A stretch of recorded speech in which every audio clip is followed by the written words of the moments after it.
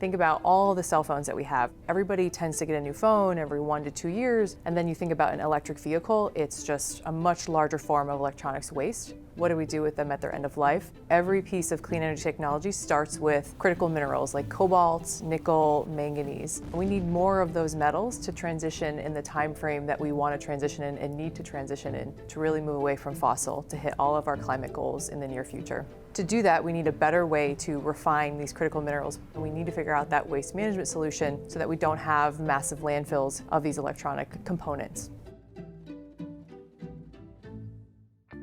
The world is changing its entire system for producing and using energy, attempting to replace the very base of the global economy, from fossil fuels to clean power sources. And with that has come a growing need for critical metals. These are the materials that go on to make everyday items that people have come to rely on, like smartphones and cars.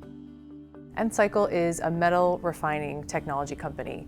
So if we look at the existing refining technologies that are out there today, they're called hydrometallurgy, which is a really long word to say they use lots of solvents and acids to pull these metals out of these end of life and different ore bodies, or they use pyrometallurgy, which is again a fancy word to say that they melt everything at very high temperatures. Those have very high carbon footprints. And we wanted to figure out a way to be able to pull these metals out with the same efficiency or even higher at a lower cost and with a much lower carbon footprint. And so with our technology, we can reduce the carbon emissions by up to 92% compared to traditional mining, and we can reduce the carbon footprint by up to 44% compared to traditional methods used in recycling.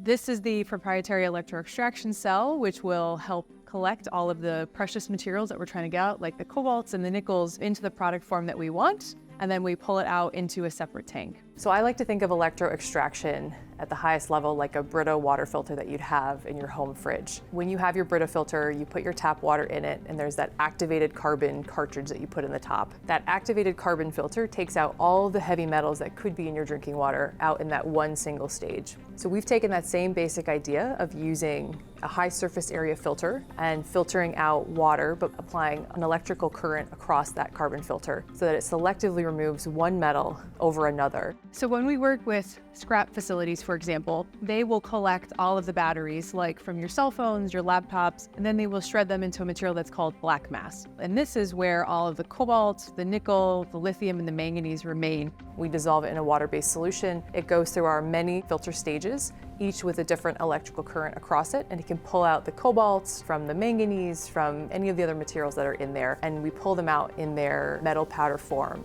And this is the product on the other side.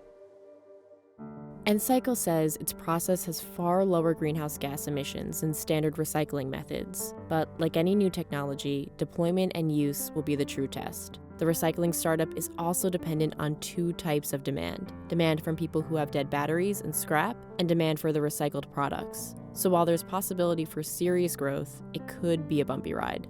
This is a community that's not used to seeing innovation. They tend to be very slow-moving and using the technology that they've used for hundreds of years, and for good reason, right? They always worked before. But as we move into this new energy economy, we need to start to rethink what that technology looks like. And so I think one of our biggest hurdles is really helping this community understand what we're doing, why we're doing it.